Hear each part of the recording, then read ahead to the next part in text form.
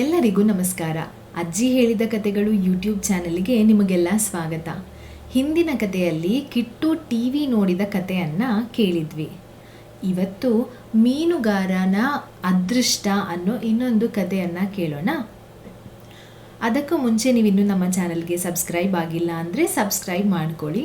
ನಿಮಗೆ ಇನ್ನೂ ಹೆಚ್ಚು ಕಥೆಗಳು ನಮ್ಮ ಚಾನಲಲ್ಲಿ ಸಿಗುತ್ತೆ. ನೀವು ಕೇಳ್ಬೋದು, ಹಾಗೆ ನಿಮ್ಮ ಮಕ್ಕಳಿಗೂ ಕೂಡ ಕೇಳಿಸ್ಬೋದು.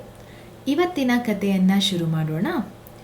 ಒಂದಾನೊಂದು ಕಾಲದಲ್ಲಿ ಒಂದು ಹಳ್ಳಿಯಲ್ಲಿ ಒಬ್ಬ ಮೀನುಗಾರ ವಾಸ ಮಾಡ್ತಾ ಇದ್ದ. ಅವನು ಪ್ರತಿದಿನ ಕೆರೆಯಿಂದ ಮೀನನ್ನು ಹಿಡಿದು ಮಾರಾಟ ಮಾಡಿ ಮನೆಗೆ ಬೇಕಾಗಿರೋ ರೇಷನ್ನನ್ನು ಖರೀದಿ ಮಾಡಿಕೊಂಡು ಹೋಗ್ತಿದ್ದ. ಒಂದಿನ ಅವನು ಮೀನು ಹಿಡಿಯಲು ಹೋದಾಗ ಅವನ ಬಲೆ ಕಿತ್ತು ಹೋಗುತ್ತೆ. ನಂತರ ಅವನು ಇನ್ನೊಂದು ಬಲೆಯನ್ನು ಬಳಸಿ ಮೀನನ್ನು ಹಿಡಿಯೋಕೆ ಪ್ರಯತ್ನ ಪಟ್ಟರೂ ಇಡೀ ದಿನ ಕಳೆದರೂ ಕೂಡ ಒಂದು ಮೀನು ಕೂಡ ಅವನಿಗೆ ಸಿಗಲಿಲ್ಲ. ಇವತ್ತಿನ ಖರ್ಚನ್ನು ಹೇಗೆ ಸಂಭಾಳಿಸೋದು ಅಂತ ಗೊತ್ತಾಗದೆ ಅವನು ಮಾರುಕಟ್ಟೆಗೆ ಹೋಗಿ ತರಕಾರಿ ಮಾರುವವರ ಹತ್ರ ಸಾಲವನ್ನು ಪಡೆದು ತರಕಾರಿಯನ್ನು ಖರೀದಿ ಮಾಡ್ತಾನೆ. ಆ ತರಕಾರಿಗಳನ್ನು ತಗೊಂಡು ಮನೆಗೆ ಹೋದಾಗ ಅವನ ಹೆಂಡತಿ ಕೇಳ್ತಾಳೆ, ಇವತ್ತು ಎಷ್ಟು ಮೀನನ್ನು ಹಿಡಿದ್ರಿ ಅಂತ. ಆಗ ಅವನು ಹೇಳ್ತಾನೆ, ನಾನು ಈ ಥರ ಮೀನು ಹಿಡಿಯೋದಕ್ಕೆ ಹೋದಾಗ ನನ್ನ ಬಲೆ ಹಳೆಯದಾಗಿದ್ದರಿಂದ ಅದು ಕಿತ್ತು ಹೋಯಿತು, ನನಗಿವತ್ತು ಒಂದು ಮೀನೇ ಸಿಗಲಿಲ್ಲ. ಅದಕ್ಕೆ ನಾನು ಸಾಲವನ್ನು ಪಡೆದು ಈ ಮನೆಗೆ ತರಕಾರಿಗಳನ್ನು ತಂದಿದ್ದೀನಿ ಅಂತ ಹೇಳ್ತಾನೆ. ಅವನ ಹೆಂಡತಿಗೆ ಇವತ್ತು ಒಂದು ಮೀನನ್ನು ಹಿಡಿದಿಲ್ವಾ ಅಂತ ಕೇಳಿ ತುಂಬ ಕೋಪ ಬರುತ್ತೆ. ಕೋಪ ಮಾಡಿಕೊಂಡು ಇವನ ಮೇಲೆ ಕೂಗಾಡ್ತಾ ಇರ್ತಾಳೆ. ಮರುದಿನ ಅವನು ಮತ್ತೆ ಮೀನುಗಾರಿಕೆಗೆ ಅಂತ ಹೊರಟಾಗ ಕಷ್ಟಪಟ್ಟು ತುಂಬ ಹೊತ್ತು ಕಾದ್ಮೇಲೆ ಅವನಿಗೆ ಒಂದೇ ಒಂದು ಮೀನು ಸಿಗುತ್ತೆ.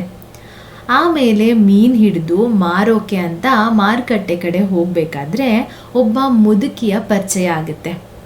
ಅವರು ಬೆಳಗ್ಗೆಯಿಂದ ನಾನು ಏನೂ ತಿಂದಿಲ್ಲ, ಈ ಮೀನನ್ನು ದಯವಿಟ್ಟು ನನಗೆ ಕೊಡ್ತೀರಾ, ನಂಗೆ ತುಂಬ ಹಸಿವಾಗಿದೆ, ನಿಮಗೆ ಮತ್ತೆ ಮೀನು ಸಿಗುತ್ತಲ್ವಾ ಅಂತ ಹೇಳ್ತಾಳೆ. ಇವನು ತುಂಬ ದೊಡ್ಡ ಸಾಹುಕಾರ ಥರ ಪರವಾಗಿಲ್ಲ ಅಂತ ಹೇಳಿ ಈ ಮೀನನ್ನು ಅವ್ರ ಕೈಗೆ ಕೊಟ್ಬಿಡ್ತಾನೆ. ಮತ್ತೆ ಮಾರುಕಟ್ಟೆಗೆ ಹೋಗಿ ಅಲ್ಲಿಂದ ಒಂದಷ್ಟು ಸಾಮಾನುಗಳನ್ನು ಸಾಲಕ್ಕೆ ತಗೊಂಡು ಮನೆಗೆ ಹೋಗ್ತಾನೆ. ಆ ಮುದುಕಿ ಸಿಕ್ಕಿರ್ತಾರಲ್ವಾ, ಅವರು ಅವನ ಕೈಗೆ ಒಂದು ಗಿಡವನ್ನು ಕೊಟ್ಟು ಇದನ್ನು ನಿಮ್ಮ ಮನೆ ಮುಂದೆ ನೆಡು, ನಿಮಗೆ ಒಳ್ಳೆಯದಾಗತ್ತೆ ಅಂತ ಹೇಳ್ತಾರೆ. ಸರಿ ಅಂತ ಆ ಗಿಡವನ್ನು ಜೊತೆಗಿಟ್ಕೊಂಡಿದ್ದ. ಮನೆಗೆ ಬಂದು ಮನೆಗೆ ತರಕಾರಿಗಳೆಲ್ಲ ಕೊಟ್ಟು ಹೋಗಿ ಆ ಗಿಡವನ್ನು ನೆಡ್ತಾನೆ. ಹೆಂಡತಿ ಕೇಳ್ತಾಳೆ, ಇವತ್ತು ಎಷ್ಟು ಮೀನು ಸಿಕ್ತು ಅಂತ. ಇವತ್ತು ಮೀನು ತರಲಿಲ್ಲ ಅಂತ ಕೇಳಿ ಕೋಪ ಮಾಡಿಕೊಂಡು, ಈ ಸಣ್ಣ ಗಿಡವನ್ನು ತಂದಿದ್ದೀರಾ, ಇದರಿಂದ ಏನು ಮಾಡೋದು ಅಂತ ಕೂಗಾಡ್ತಾ ಇರ್ತಾಳೆ. ಸರಿ ಅಂತ ಗಿಡನ ನೆಟ್ಟು ಅದರ ಕೆಳಗೆ ಮಲ್ಕೋತಾನೆ. ಬೆಳಗ್ಗೆ ಎದ್ದು ನೋಡಿದ್ರೆ ಇಬ್ಬರು ಆ ಗಿಡ ಬೆಳೆದು ಬಂಗಾರದ ಹಣ್ಣುಗಳನ್ನು ಬಿಟ್ಟಿರುತ್ತೆ. ಇದನ್ನು ನೋಡಿ ಇಬ್ಬರಿಗೂ ತುಂಬ ಸಂತೋಷ ಆಗುತ್ತೆ. ಮತ್ತು ಅವರ ಎಲ್ಲ ತೊಂದರೆಗಳು ದೂರ ಆಗೋಗುತ್ತೆ. ಮುದುಕಿಯ ರೂಪದಲ್ಲಿ ದೇವರು ನಮಗೆ ಈ ಮಾಂತ್ರಿಕ ಸಸ್ಯವನ್ನು ನೀಡಿದ್ದಾರೆ ಅಂತ ಮೀನುಗಾರ ಅರ್ಥ ಮಾಡ್ಕೋತಾನೆ. ಇತರರಿಗೆ ಅಂದರೆ ಬೇರೆಯವರಿಗೆ ನಾವು ಯಾವಾಗಲೂ ಒಳ್ಳೆಯದನ್ನು ಬಯಸಿದ್ರೆ ಮತ್ತು ಒಳ್ಳೆಯದನ್ನು ಮಾಡಿದ್ರೆ ದೇವರು ಖಂಡಿತವಾಗ್ಲೂ ನಮಗೆ ಒಳ್ಳೆಯದನ್ನೇ ಮಾಡ್ತಾರೆ.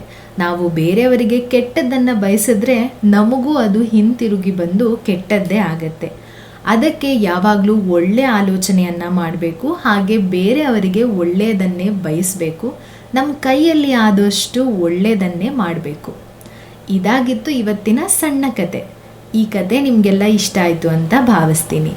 ಇದೇ ರೀತಿ ಬಹಳಷ್ಟು ಕತೆಗಳನ್ನು ಕೇಳೋದಕ್ಕೆ ನಮ್ಮ ಚಾನಲಿಗೆ ಸಬ್ಸ್ಕ್ರೈಬ್ ಆಗಿ. ಹಾಗೆ ಈ ಕತೆ ಬಗ್ಗೆ ನಿಮ್ಮ ಅಭಿಪ್ರಾಯವನ್ನು ಕೂಡ ಕಮೆಂಟ್ ಬಾಕ್ಸ್ ಮೂಲಕ ನಮಗೆ ತಿಳಿಸಿ. ಮುಂದಿನ ಕತೆಯೊಂದಿಗೆ ಮತ್ತೆ ಭೇಟಿಯಾಗೋಣ. ಅಲ್ಲಿ ತನಕ ಕತೆಗಳನ್ನು ಕೇಳ್ತಾ ಇರಿ, ಎಂಜಾಯ್ ಮಾಡಿ. ಧನ್ಯವಾದಗಳು.